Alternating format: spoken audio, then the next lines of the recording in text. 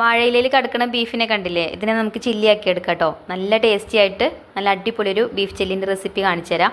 അപ്പോൾ ഇതാ കഴുകി വൃത്തിയാക്കി വെച്ച ബീഫ് ഞാനിതാ ഒരു കുക്കറിൽ ഇട്ട് കൊടുത്തിട്ടുണ്ട്. വലിയ പീസാണ് കേട്ടോ.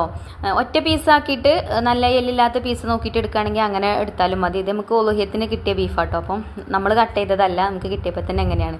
അപ്പോൾ എന്തായാലും ഞാനത് കഴുകി കുക്കറിൽ ഇട്ട് കൊടുത്തു. പിന്നെ അതിക്ക് ഒരു സ്പൂണ് കുരുമുളക് ചതച്ചതും കുറച്ച് മഞ്ഞൾപ്പൊടിയും ആവശ്യത്തിനുള്ള ഉപ്പും ചേർത്തിട്ട് കൈ കൊണ്ടൊന്ന് മിക്സ് ചെയ്തെടുത്തതിന് ശേഷം കുറച്ച് വെള്ളം ഒഴിച്ചിട്ട് ഇത് വേവിക്കാൻ വെക്കുകയാണ്. ബീഫ് നല്ലോണം വേവരുത് കേട്ടോ. ഒരു 80% വെന്ത് കിട്ടിയാൽ മതി.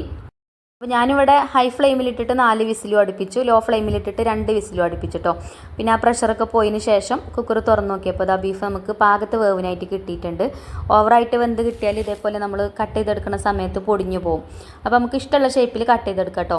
അപ്പോൾ ഞാനിത് അവിടെ കുറച്ച് വലിയ പീസാക്കിയിട്ട് ചതുരത്തിലാക്കിയിട്ടാണ് കട്ട് ചെയ്തെടുത്തിട്ടുള്ളത്. ചതുരം വൃത്തൊക്കെ ഉണ്ട് കേട്ടോ, അതൊന്നും നോക്കണ്ട. നിങ്ങൾക്ക് ഇഷ്ടമുള്ള ഷേപ്പിൽ നിങ്ങൾ കട്ട് ചെയ്തെടുത്തോളൂ കേട്ടോ. പിന്നെ അതാ ഒരു ബൗളിലേക്ക് നമുക്ക് ആവശ്യത്തിന് മുളക് പൊടി ചേർത്ത് കൊടുക്കാം. ഞാനിവിടെ 3 ടീസ്പൂൺ മുളക് പൊടി ചേർത്തിട്ടുണ്ട്. അതേപോലെ തന്നെ 1 ടീസ്പൂൺ മഞ്ഞൾപ്പൊടി, 1 ടീസ്പൂൺ മല്ലിപ്പൊടി, 1 ടീസ്പൂൺ ഗരം മസാല പൗഡറും ചേർത്ത് കൊടുത്തിട്ടുണ്ട്.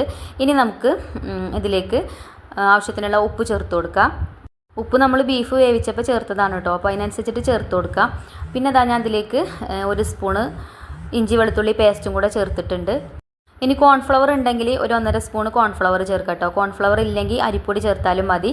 ഞാനിപ്പോൾ ഇവിടെ 1.5 സ്പൂൺ അരിപ്പൊടിയാണ് ചേർത്ത് കൊടുത്തത്. പിന്നെ കുറച്ച് സുർക്കയും ചേർത്ത് കൊടുത്തിട്ടുണ്ട്.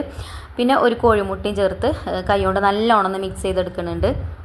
അതുപോലെ നല്ലോണം ഒന്ന് മിക്സ് ചെയ്തെടുത്തതിന് ശേഷം നമ്മൾ കട്ട് ചെയ്ത് വെച്ച ബീഫ് നമുക്കിതിലേക്ക് ചേർത്തിട്ട് ഇതിൽ ഈ ഒരു മസാല നല്ലോണം ആവാൻ വേണ്ടിയിട്ട് കൈ വെച്ചിട്ട് തന്നെ നല്ലോണം ഒന്ന് കുഴച്ചെടുക്കാം കേട്ടോ. അപ്പോൾ ആ മസാലയൊക്കെ തേച്ച് വെച്ചിട്ടുണ്ട്. ഇനി നമുക്ക് ഒരു പാൻ അടുപ്പത്ത് വെച്ച് അതിലേക്ക് വെളിച്ചെണ്ണ ഒഴിച്ചു കൊടുക്കുക. ഞാൻ വെളിച്ചെണ്ണയിലാണ് കേട്ടോ ഫ്രൈ ചെയ്തെടുക്കുന്നത്. അപ്പോൾ ഇതാ വെളിച്ചെണ്ണ ചൂടായിട്ടുണ്ട്. ഇനി നമുക്ക് ഒരു 2-3 ട്രിപ്പാക്കിയിട്ടിട്ട് ഫ്രൈ ചെയ്തെടുക്കേണ്ടി വരും കേട്ടോ, ഒറ്റ ട്രിപ്പിൽ പോവില്ല. അപ്പോൾ ചൂടായ എണ്ണയിലേക്ക് ഇതുപോലെ നമ്മൾ ബീഫ് മസാല തേച്ച് വെച്ചത് ഇട്ട് കൊടുത്തിട്ടുണ്ട്. എന്നിട്ട് ഒന്നിങ്ങോട്ട് ചൂടായതിന് ശേഷം ഇളക്കി കൊടുക്കുക കേട്ടോ. അപ്പം തന്നെ ഇട്ട് കൊടുക്കരുത്, അപ്പോൾ മസാലയൊക്കെ എണ്ണയിൽ ആകെ കലരും. അങ്ങനെ തിരിച്ച് മറിച്ചിട്ടിട്ട് നമുക്ക് വേവിച്ചെടുക്കാം.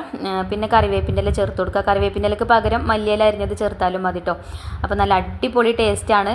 ഇതിങ്ങനെ നല്ലോണം ഇങ്ങോട്ട് മൊരിച്ചെടുക്കരുത് കേട്ടോ. നല്ലോണം മൊരിച്ചെടുത്താൽ നമുക്കിത് കഴിക്കുമ്പോൾ നല്ല ഹാർഡായിട്ട് പോവും.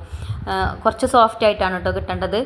കേട്ടോ നമ്മളെ ബീഫ് ചില്ലി ഇവിടെ റെഡി ആയിട്ടുണ്ട്. അപ്പോൾ തീർച്ചയായിട്ടും നിങ്ങളൊന്ന് ട്രൈ ചെയ്ത് നോക്കുക. ട്രൈ ചെയ്ത് നോക്കിയിട്ട് ഫീഡ്ബാക്ക് പറയാൻ മറക്കരുത്. അപ്പോൾ ഇൻഷാല്ലാ അടുത്ത വീഡിയോയിൽ കാണാം. വീഡിയോ ഇഷ്ടപ്പെട്ടാൽ ലൈക്ക് ചെയ്യാനും ഷെയർ ചെയ്യാനൊന്നും മറക്കരുത് കേട്ടോ. താങ്ക്